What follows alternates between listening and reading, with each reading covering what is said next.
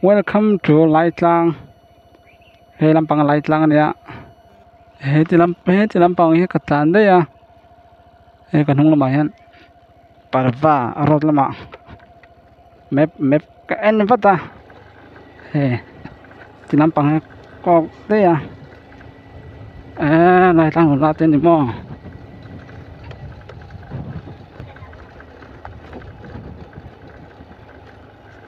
Kana kong chu.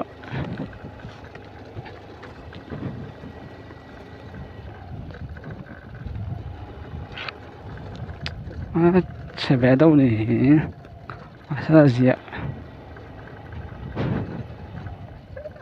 sẽ tiếp tục sinh sản đâu một lại cho nó vẽ đón cốc mấy lại lung ngang bây giờ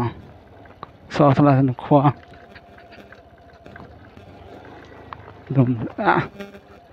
lại trắng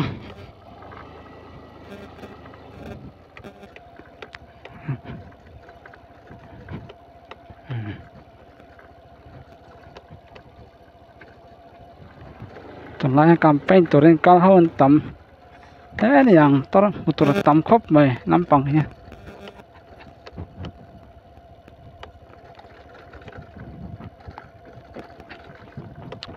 so nắm bằng so Burman itu enggak ya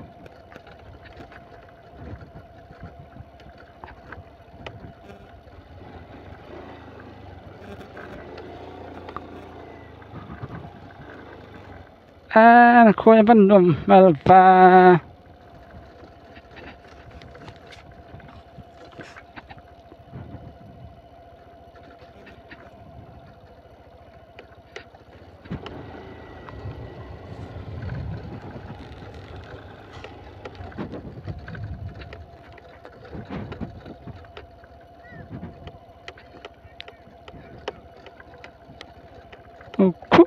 nampang ini tam ani ku lo en na samaya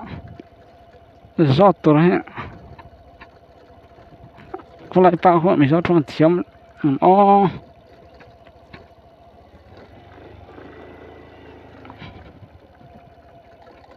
kan lại đây xia cái đó nampang suk ja bang bong extrovert tam và video po en ở mấy thế à một phần tiệm xăm gì đó nha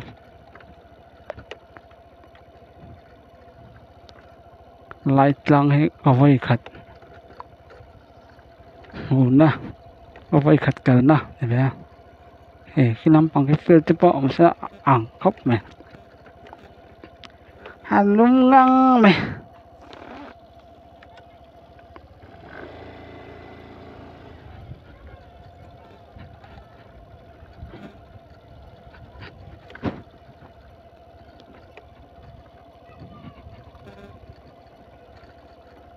nampangan phẳng sẽ lang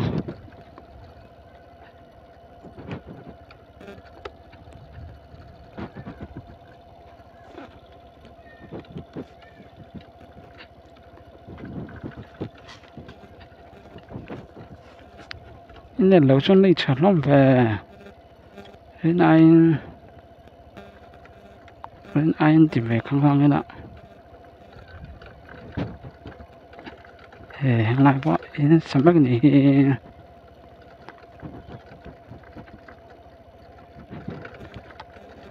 không phải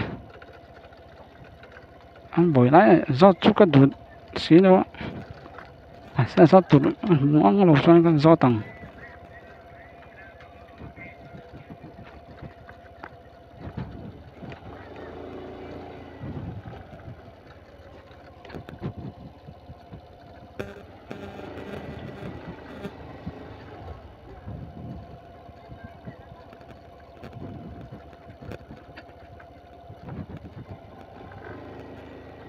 nampang chán dùng số con chúng làm hình nghe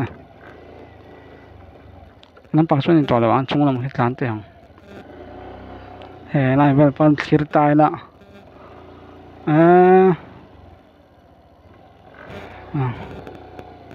anh nuông ngang mình khôi mà à chung làm khe hàng lum thì mấy đâu chua nhiều mà nè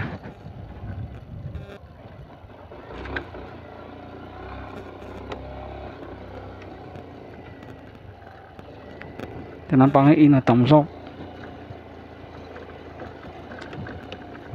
do tụ ông tắc ấy ăn phang nó tụ qua lại tăng khoai hắn mà ra chợ isiam lo kar chợ ông cái gì mẹ bà cái anh khát chọn ông tất mấy ạ lại về thế có thấy đi à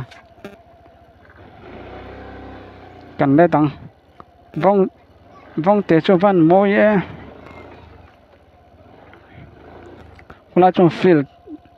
field này khu khu lắm bằng khu cho nên là hiện bắt khát school này ông tắc nàyไปมาได้ไงนี่โดนเนี่ยสลายถอกเขาค่ะรอดไหมยัง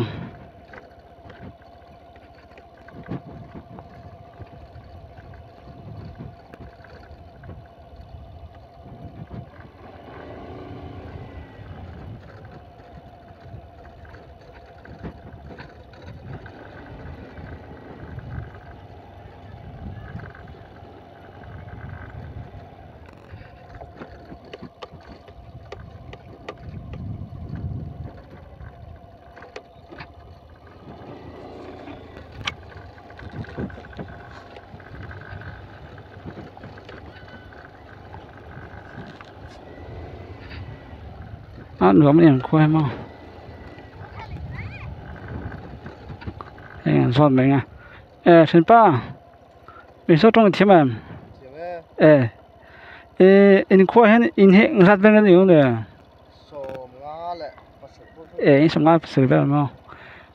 cô thằng làm hết à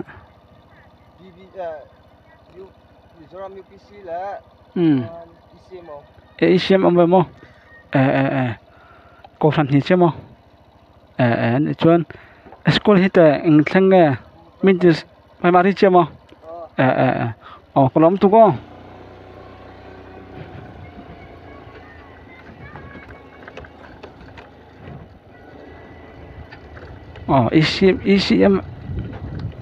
ICM ông tất mấy ạ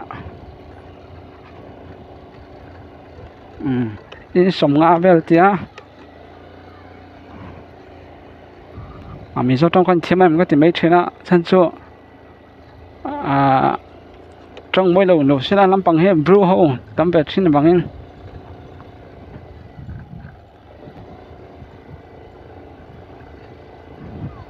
bằng khăn chân chỗ anh thiên lầu tất cả ông bẹt nó trên bằng khăn mình số trong thiên mình có thể mấy chuyện á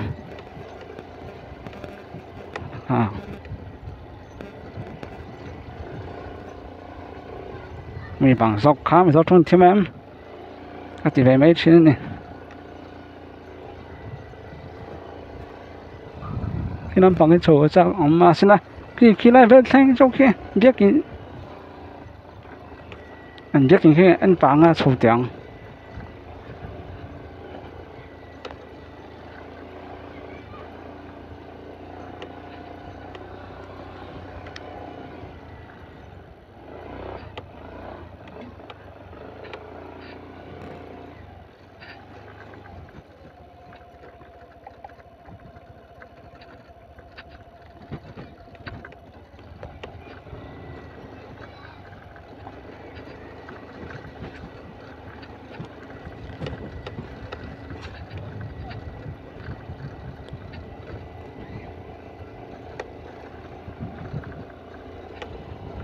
nườm khóc mày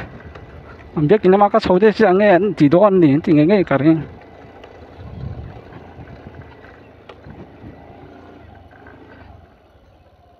biết cái tìm mấy anh em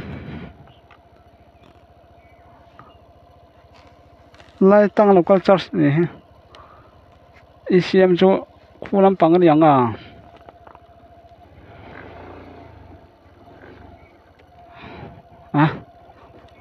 lum đâu รวมไหม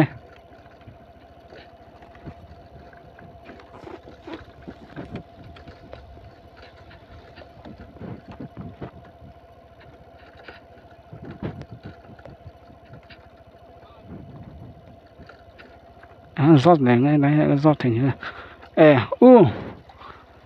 lại tăng ấy hết miệt sinh hết sát bên lên đi ngang đề miệt sinh rong hết miệt sinh hết giật nhị về mà giật nhị ấy tầm giật thùng sông về mà veng thì trên về có chung veng thì veng thì in trên về chúng mình veng thì bên cái em luôn mà có lắm tu có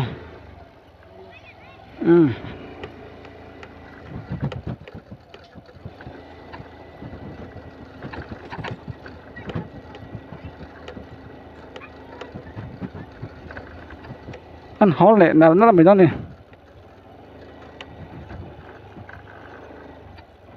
ăn được lá mày có sao cái này lâu được phiến vậy lại phải ba mà có tiếng ăn bay mình là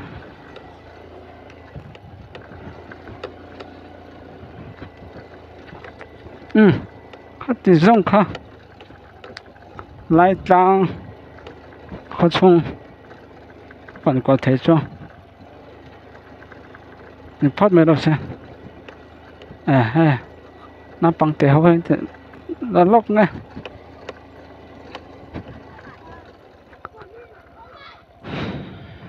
khăn được to phát tăng lúng liên tục